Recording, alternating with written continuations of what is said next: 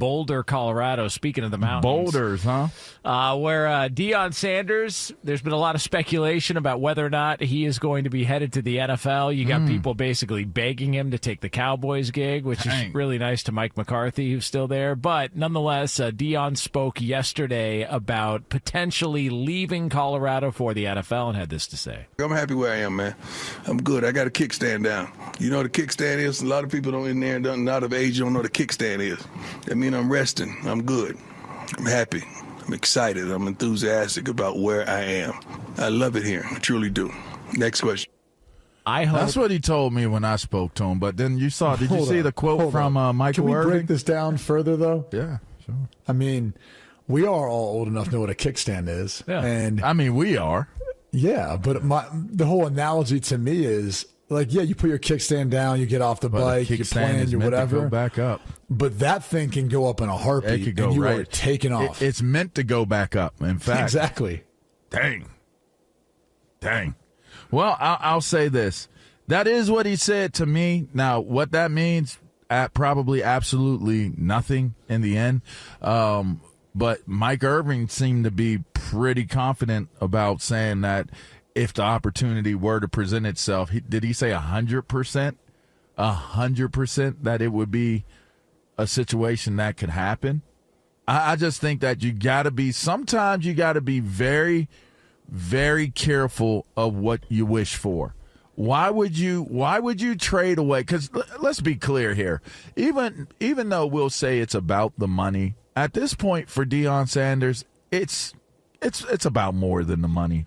I mean, the dude makes way too much money, has made way too much money for it to actually be based upon the money. So why would he walk away from what he's worked to establish, has a lock and key on what he's got going on, to take a chance with Jerry in the NFL? Like, is it to protect Shador if they were to hire or draft Shador? Is that a big enough reason? Which, yeah, sure, for Deion, it probably is a big enough reason, but I just don't know that he would be in a position to have success the way that he would need to have success for it not to be a failed venture for him to do it. I just don't know. I don't know that it's worth that.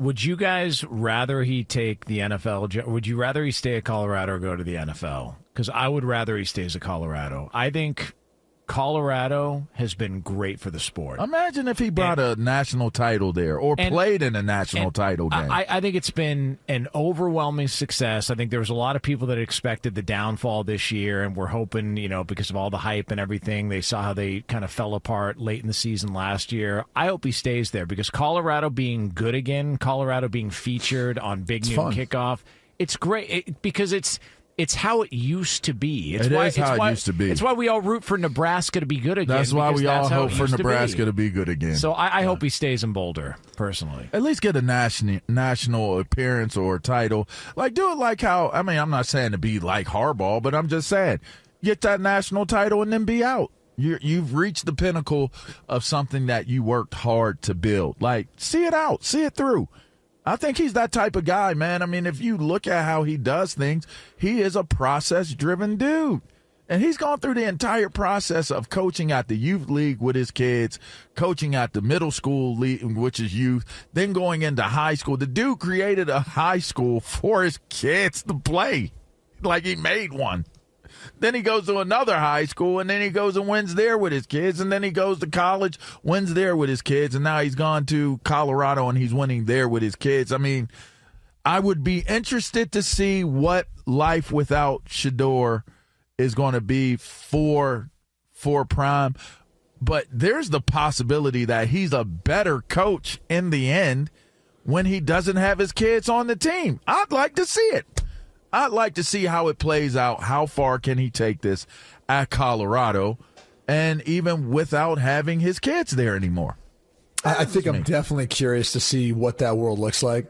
And also, depending on how this year goes, there's still some football left to be played, so we'll see what happens. But, what he's like coaching, kids that aren't his own. I think one of the things that you're able to do when you're coaching your kids is I would imagine he is probably as hard, if not harder, on his kids than everyone else.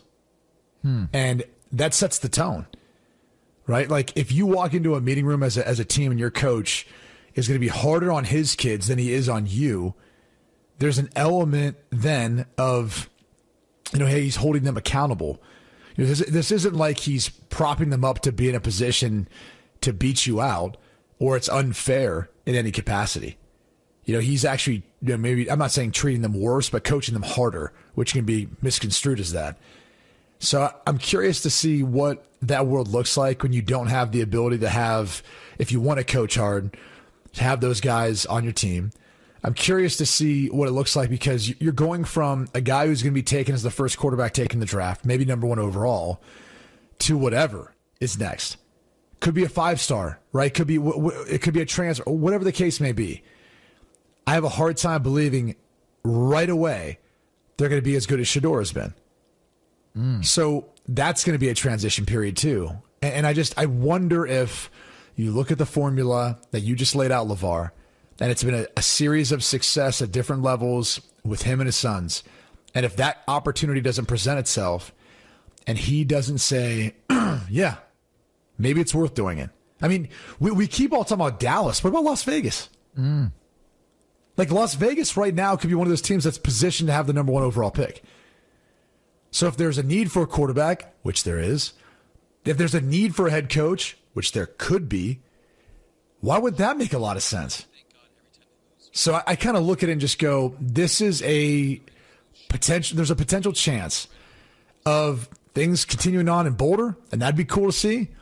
But I also think it would be cool to see how things would work, how things would operate there too in the NFL. Him coaching his son and all of that. I think it'd be a cool story. It'd be a cool chapter to add to the story that's being told. By the way, Lee pointed something out that apparently Shedeur Sanders does. What is it, Lee? Every time the Raiders lose, right after they lose, he tweets, "Thank God." Same tweet. So he wants Vegas. So he's been very religious this year. Very. Yeah. He wants God to help him get to Vegas. Because they've lost a lot. But is that get to Vegas with his daddy or get to Vegas with AP or is that get to Vegas with another coach like a Mike Vrabel who I saw at the pool in Vegas? Yeah. Having a good time.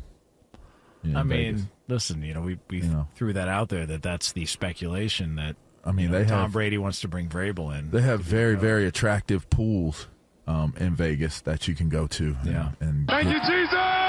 Yep, have good leisure time. I mean, there is the potential that Cleveland could be in position to draft Shedeur Sanders. Why in God's name, if you had to compare markets to go to, would you go to Cleveland? Would you want Cleveland over Dallas or Vegas? What's wrong with Cleveland? I mean, I guess nothing if you're from around that area, if you're used to it. But listen, if you like, what? I'm all about the weather at this point. I can't even believe that Q moved back. I'm like so mystified by that. I don't even know. I would never move back home ever. And here's the thing: is I love it. Absolutely love it. I'd never. Fall's go back. Been amazing. No way. I like the cold, man. No way. I like when it gets cold. Nope. It's too cold for me right now, where we're at right now. I'll be sitting up. I have my heater on high, not on mid, not on low, high, because I hate being cold. By the way, is this the first extended stay for your daughters in this kind of weather? It hasn't been cold though. They haven't dealt with like no. The car is literally frozen over, not frosted over, frozen over. Not the car. It's funny. They're just excited for snow to play in snow. They've only done it like once in their life until they realize that. Wait, we're doing this next year too. Wait, we're staying here. Like we're not going back to the heat. Like I love it though, man. They've got a whole gang of family members, so they're all in it together. It's a good trade off. It's a good trade off. I don't love my family enough to go back to the cold. Damn. Man. I love them. I love them with all my heart, and it's beyond that. It's beyond loving them with all my heart. I'm not going back to the cold. Never go back. You wouldn't go back to State College? Nope. Thought about it. I mean, I got 2 going there, and I got one. I got my oldest son is in Pittsburgh. My twins are going to state college, and in my mind, I was looking at properties. I saw a couple really nice ones, and I was like, I do a lot of work at Penn State. I do a lot of work around Pennsylvania. Yeah, let's think about it. We sat down and talked about that all of a good 1 minute. Like, so what do you think about property in Pennsylvania? So we were looking at some properties over in Redondo. What do you think about that? I was like, that's nowhere near right. State College. You know what? Yeah, you're right. Wait, hold on a second. Redondo Beach. I don't see that near State College. Yeah. And it don't look nothing like the beaches in and around Pennsylvania.